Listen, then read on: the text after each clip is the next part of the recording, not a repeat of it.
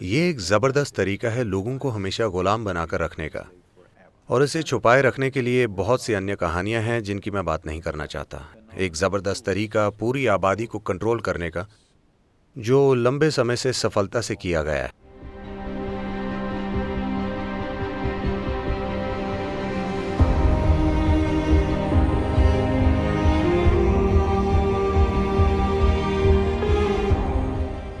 ये इस पर निर्भर करता है कि हमने खुद को क्या रूप दिया है। अगर हम शानदार मनुष्य बन जाएं तो ये एक चीज़ है। अगर हम मानवता की बदसूरत अभिव्यक्ति बन जाएं तो ये निश्चित रूप से पहला पाप है। ये एक गलती है। पाप बहुत कठोर शब्द है, शायद ये एक गलती है। तो दुनिया में बहुत सारी गलतियां हो रही हैं, इसके बारे में कोई प्रश्न नहीं। आपका दावा है कि आप सराहना या पूजा करते हैं उनकी जिन्हें सृष्टा कहा जाता है, लेकिन आपको सृष्टि से बहुत बड़ी समस्या है। अगर आप सृष्टि की सराहना नहीं करते तो आपको सृष्टा की पूजा क्यों करनी चाहिए? वो जिन्होंने इतना बुरा काम किया, ये बनाया कि आपके पैदा होने का भी एक ही तरीका है, पाप के द्वारा। मुझे लगता है उन्हें दूर कर देना चाहिए। नहीं, ये एक जबरदस्त तरीका है लोगों को हमेशा गुलाम बनाकर रखने का। अगर आप उन्हें अपने शरीर की प्रक्रिया को भी स्वीकार नहीं करने देते हैं तो वो जीवन में किसी भी चीज को स्वीकार नहीं करेंगे। वो हमेशा निर्भर रहेंगे एक संस्थान या व्यक्ति या किसी चीज पर जो संपर्क रखने का दावा करती है।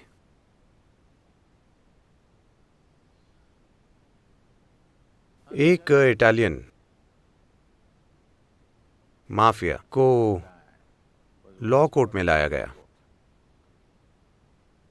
और वो हाथों में एक मोटा सिगार लिए अंदर आया। वो इस तरह से आया और बैठ गया जैसे कि वो मेहमान हो।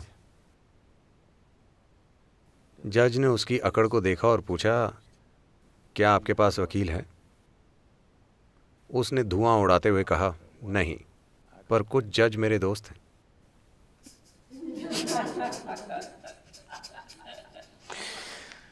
So,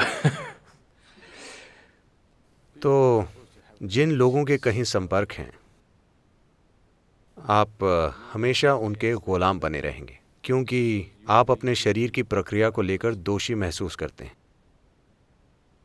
ये पूरी चीज और ज्यादा भद्दे से भद्दे रूप लेती जाती है।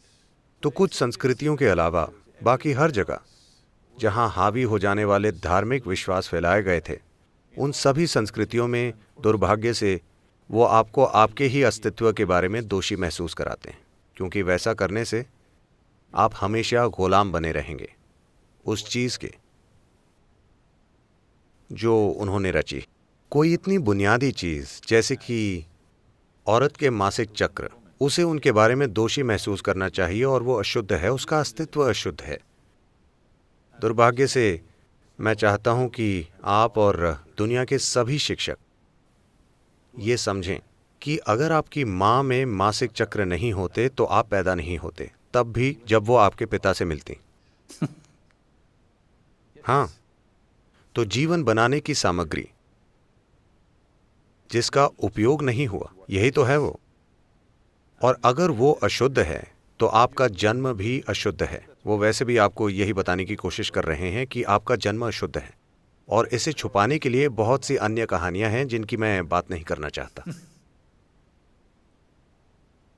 जब आप अपने भौतिक अस्तित्व को स्वीकार नहीं करते तो आप बुनियादी रूप से कभी भी अपने जीवन के किसी आयाम को स्वीकार नहीं करेंगे। यही आपको ढक देगा हमेशा के लिए।